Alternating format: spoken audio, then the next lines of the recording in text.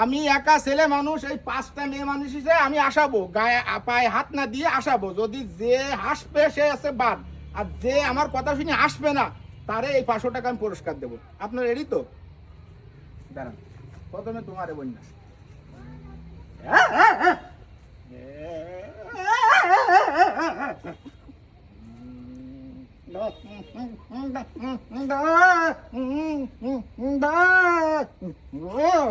বাদ 4 জন আছে।